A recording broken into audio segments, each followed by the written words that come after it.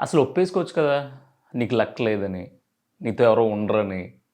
అసలు నువ్వేం చేసినా సరే మాడి మసైపోయి భస్మం అయిపోద్దని. ఇయన్నీ ఒప్పేసుకున్నావనుకో, ఫస్ట్ నీ మీద నీకు గిల్టీనెస్ ఉండదు. అంటే నాకే ఎందుకిలా జరుగుతుంది అనే ఒక కామన్ వర్డ్ ఉంటది కదా! దాంతో నీకు ఏ గొడవ ఉండదు. ఎందుకంటే నీకు అర్థమైపోయింది. నేనేం చేసినా ఫెయిల్యూరే. అసలు మనం ఎవరితో మంచిగా ఉన్నా మనకాడు రివర్స్ అయిపోతున్నాడు. మనం ఎంత గొప్పగా బ్రతుకుదామన్నా అందరూ మన మీద రాళ్ళేసేస్తున్నారు. ఇయన్నీ నువ్వు యాక్సెప్ట్ చేసేసిన తర్వాత ఇంకా నిన్ను ఎమోషనల్‌గా కిందకి లాగి ఒక వర్డ్ ఏముంటది? ఇంకో ఎమోషన్ ఏముంటది? ఏమీ ఉండదు. భగవద్గీతలో మాట ఉంటది.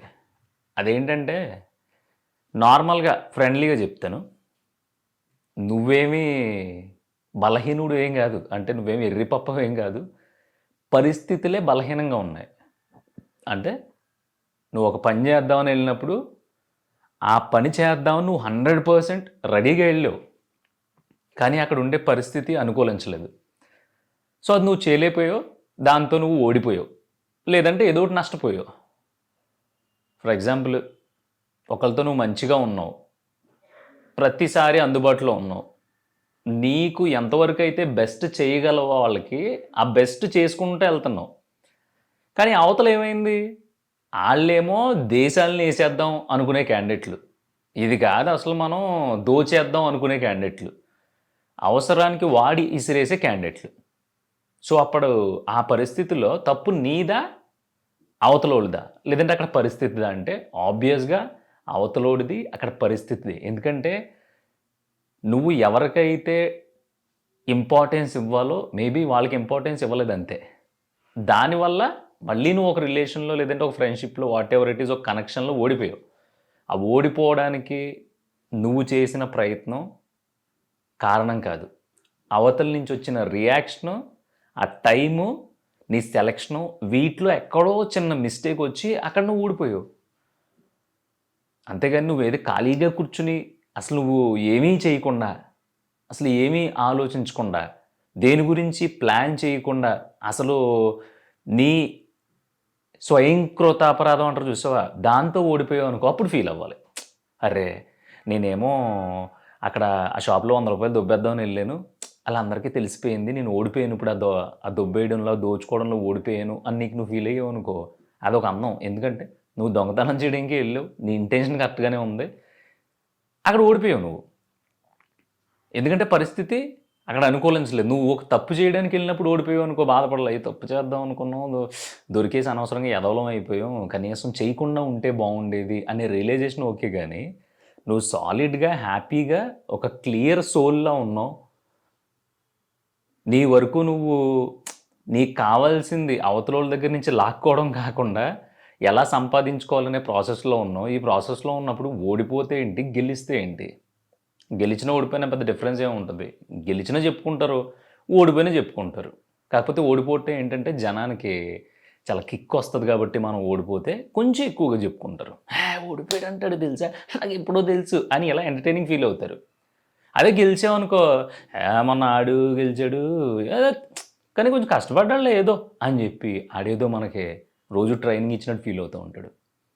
సో ఈ టాపిక్ చెప్పడానికి రీజన్ ఏంటంటే, అన్న ప్రతిదీ అవమానాలే, ఈ మధ్యన అవమానాలు ఎక్కువైపోతున్నాయి, అసలు భరించలేకపోతున్నాను, ఒక్కోసారి తల దేన్నన్నా వేసుకుని కొట్టేసుకోవాలనిపిస్తుంది, అలే ఎలా జనం ఎలా బ్రతుకుతున్నారు కూడా నాకు అర్థం కావట్లేదని ఒక 22 ఏళ్ళ అబ్బాయి నాకు 2 పేజీలు మెయిల్ పెట్టాడు. ఆడి కోసమే వీడియో. ఎందుకంటే ఇప్పుడు అవమానం అంటే ఏంటి, ఒకడు వచ్చి ఈ అమ్మ దొంగనా కొడుకు నువ్వు అన్నాడు అనుకో, అప్పుడు నువ్వేమనాలి, నీకెలా తెలుసు ఈ అమ్మ, ఇంత లేట్గా తెలుసుకున్నావు ఏంట్రా బాబు, అసలు లాస్ట్ ఇయర్ నువ్వు పరిచయం అయినప్పుడే నీకు అర్థమైపోద్ది అనుకున్నాను, అర్థం లేదనమాట, సో నిజమే దొంగనా కొడుకునే అనేసావు అనుకో, హ్యాపీ యాక్సెప్ట్ చేస్తావు, గొడవ వదిలిపోయింది.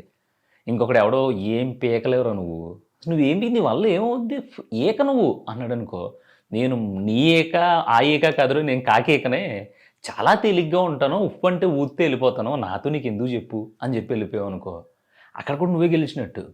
లేదో ఇంకొకళ్ళు ఎవరో మొత్తం ఫ్యామిలీ వాళ్ళు వీళ్ళు అందరూ కలిపి నేను టార్గెట్ చేసేసి ఆడు ఆడు ఎదవన్నారు ఎదవైపోతాడు, జీవితంలో దేనికి పనిచేయడు చూడు. నేను చెప్తున్నా, మేము అందరం నువ్వు నమ్మట్లేదు.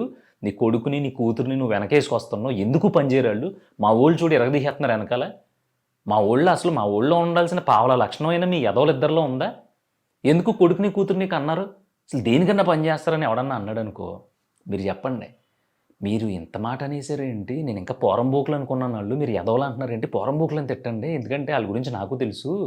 సో మీరు చెప్పాల్సింది అయిపోయింది కదా. నిజమే, వాళ్ళు ఎదవలే, పోన్లేండి, వాళ్ళు బతికేది వాళ్ళు బ్రతుకుతారు, మీ పిల్లలు బాగుపడితే అంతకంటే కావాల్సింది ఏముంది అని చెప్పేశారు అనుకో.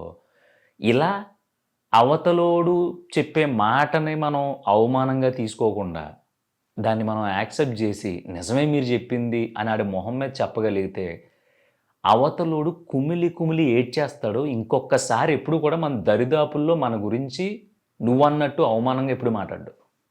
ఎందుకంటే ఆడికి సీన్ అర్థమైపోద్ది, వీడు మనల్నే ఎదవలు చేస్తున్నాడు అన్నమాట అని ఆడు పీకేసుకుంటూ ఉంటాడు. అది నేను లైఫ్లో చేశా. అంటే అలా చెప్పడం తేలికే, చేయటం అంత ఈజీ కాదు అని నువ్వు అనొచ్చు.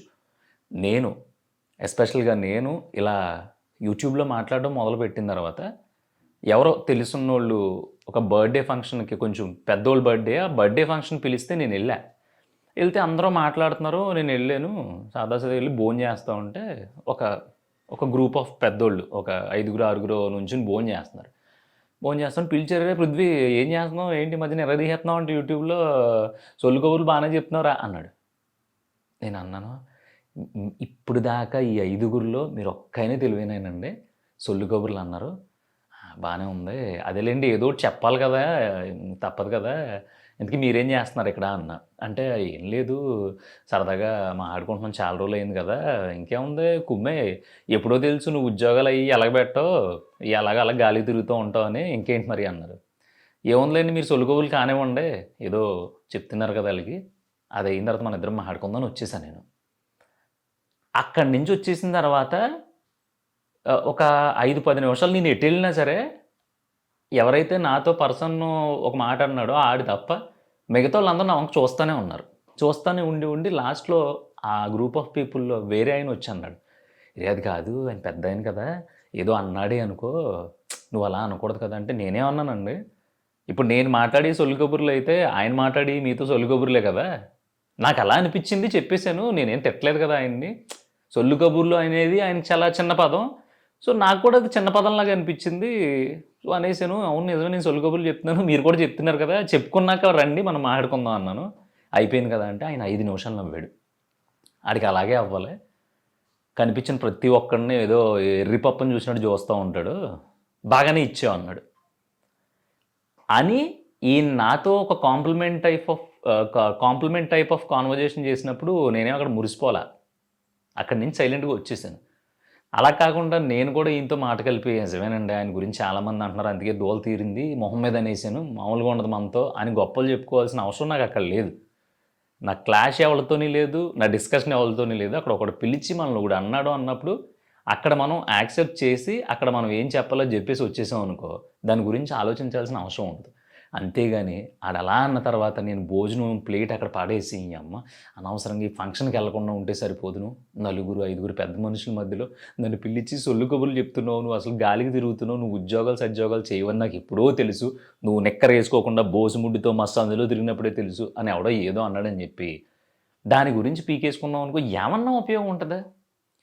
నాకు మెయిల్ పెట్టిన 22 సంవత్సరాల కుర్రోడు చెప్తున్నా, అన్నీ అవమానాలే, అన్నీ ఒడిదుడుకులే, అన్నీ ఎత్తుపల్లాలు అంటే ఏంట సాఫీగా తారు రోడ్డు వేసి పంపిస్తారనుకున్నావు ఏంటి నిన్ను? ఏముండదు. అసలు అవమానం అంటే ఏంటి? ఆడెవడో నిన్ను ఏదో నువ్వేం పీకలేవు అని ఎవడో అంటే దాన్ని మనం పట్టేసుకుని, అయ్య బాబు నేనేమీ పీకలేనా, అసలు నా దమ్ము నా దిల్లేంటి, నేనేంటి, ఆడెందుకు నన్ను ఇలా అనాలి, అసలు అలా ఎలా అనేస్తాడు అని చెప్పేసి నువ్వు జుట్టు పీకేసుకుంటున్నావు, నీ ప్రాబ్లం. పీకలేను అని ఒక మాట అనేసావు అనుకో, ఆడు సాటిస్ఫైడ్, ఆడు కుమిలిపోతాడు. సాటిస్ఫైడ్ అనేది ఆడనుకుంటాడు కానీ కుమిలిపోతూ ఉంటాడు. నీదేం పోద్ది? మినిమం నువ్వు దూకున్నప్పుడు కాకుండా ఆడు అన్నప్పుడు నీ ఏక్ కూడా ఊడదు. అయిపోయిందా? ఇప్పుడు ఎవడో వచ్చి అసలు మనల్ని ఏదో అనేసాడు, మన కొంపలో ఏం జరుగుతుందో తెలియకుండా, మన ఫ్యామిలీలో ఎన్ని ఉన్నాయో తెలియకుండా వాళ్ళందరూ వర్స్ట్ ఫెలోస్ అల్లు అని అనేసాడు అనుకో మన గురించి, మన ఫ్యామిలీ గురించి. ఇప్పుడు నీదేం పోయింది? మీ ఫ్యామిలీ అందరూ నిజంగానే రోడ్డున పడిపోయారా? లేదంటే మిమ్మల్ని ఊరు నుంచి వెళ్ళేసేసారా? లేదంటే ఇంకోటి చేశారా అనుకుంటా అనుకోని. అది ఆడి సరదా. ఆడి దూలగాడు కాబట్టి అన్నాడు ఆడు. దాన్ని నువ్వు పట్టించేసుకొని జుట్టు పీకేసుకోవడం ఎందుకు ఆ మాత్రం దానికి? ఇలా సొసైటీలో అంబానీ తన కొడుక్కి సమ్ అమౌంట్ ఆఫ్ డబ్బులు పెట్టి ఆడు సంపాదించుకుని ఆడి తెలివితేటలతో మనకు ఆఫర్లు పెట్టాడా, మనకి రేట్లు పెంచేశాడా, మనల్ని ముంచేశాడా పక్కన పెట్టేస్తే ఆడి తెలివితేటలతో చాలా పబ్లిక్గా కొన్ని వేల కోట్లు సంపాదించి ఆడి కొడుకు పెళ్లి చేసుకుంటేనే జనం రకరకాల పేర్లు పెట్టారు. అదంతా కాకుండా ఎవడో ఆడికి ఇష్టం వచ్చి ఆడికున్న ఆస్తి మొత్తాన్నే ఆడి విలాసాల కోసం ఖర్చు పెట్టుకుంటూ ఉంటే ఆడికి పేర్లు పెడతారు. అదంతా కాకుండా ఒక పెద్ద సామ్రాజ్యం క్రియేట్ చేసేసి విపరీతంగా సంపాదిస్తూ ఉంటే ఆడి గురించి ఏదో ఒకటి అంటారు. దొబ్బేసాడు అంటారు, మోసం చేసాడు అంటారు, గ్యాంబ్లింగ్ చేసాడు అంటారు, జోదాలు ఆడి సంపాదించాడు అంటారు, రకరకాలుగా అంటారు. ఎలా సంపాదిస్తే నీకేంటి? నీ జేబులో ఏమన్నా తీసుకున్నాడా? అన్యాయంగా నీ దగ్గర లాగేసుకున్నాడా? దొంగతనాలు చేశాడా? పీకలు కోసాడా? ఏం చేయలేదు కదా. ఆడుకుండే తెలివితేటలతో ఎవడో బెట్టింగ్ చేసుకుని సమ్ అమౌంట్ సంపాదించుకున్నాడు. ఆడురే బెట్టింగ్ వేయటం తప్పు అని చెప్పినంత మాత్రాన ఆడు వింటాడా అంటే ఆడు వినడు. ఎందుకంటే ఆడికి తెలుసు ఆడు మెంటల్గా ఫిక్స్ అయిపోయాడు. ఆడు అయిపోయి ఇంకా ఏదోటి చేసేయాలి, మనం లక్షాధికారులు కోటీసులు సంపాదించేసి విపరీతంగా ఏదోటి చేసేయాలి అని ఆడు ఫీల్ అవుతూ ఉంటాడు. ఆడికి అది నిజమా అబద్ధమా, అసలు అది పాసిబులా ఇంపాసిబుల్ అనేది ఐదర్ మొత్తం పోయిన తర్వాతనే తెలుస్తుంది, లేదంటే కనుక ఆడి పక్కోడు ఎవడైనా కొలాప్స్ అయినప్పుడన్నా తెలుస్తుంది. అప్పుడు దాకా ఆడికి గవర్నమెంట్ ఎన్ని యాడ్లు ప్లే చేసినా, కూర్చోబెట్టి ఎన్ని కౌన్సిలింగ్లు ఇచ్చినా ఆడ ఆ మూడ్లో నుంచి బయటికి రాడు. కానీ నేను చెప్పేది ఏంటంటే ఇక్కడ నువ్వు ఎలా ఉన్నా, ఏం చేసినా, ఎంత హుందాగా చేసినా సరే నీ ఆపోజిట్లో ఒక గ్రూప్ ఆఫ్ సొసైటీ ఉంటుంది. గ్యాంగ్ మనుషులు, గ్రూప్ ఆఫ్ సొసైటీ, వాళ్ళు ఖచ్చితంగా మనల్ని ఏదో ఒకటి అంటారు. ఇప్పుడు నేనే ఉన్నాను, ఏదో సినిమా ప్రయత్నాలు చేస్తున్నానంటే అక్కడ గాలికి తిరగొచ్చంట, లేదంటే అంతా ఎంజాయ్మెంటే ఏం ఉండదు పెద్దగా, ఏముంది అడిగేవాళ్ళు లేడు, అందుకని ఆడు ఇష్టం వచ్చినట్టు ఉంటాడు అని కొంతమంది అంటూ ఉంటారు. నేను చాలా హ్యాపీగా ఫీల్ అవుతాను. ఎందుకంటే నా లైఫ్కి నేనే బాస్. సో నాకు నచ్చినట్టు విచ్చలవిడిగా నేను చేసుకుంటున్నాను అంటే నా మీద నా కొంపలోళ్ళకి నమ్మకం ఉంది, సరిపోద్ది అది.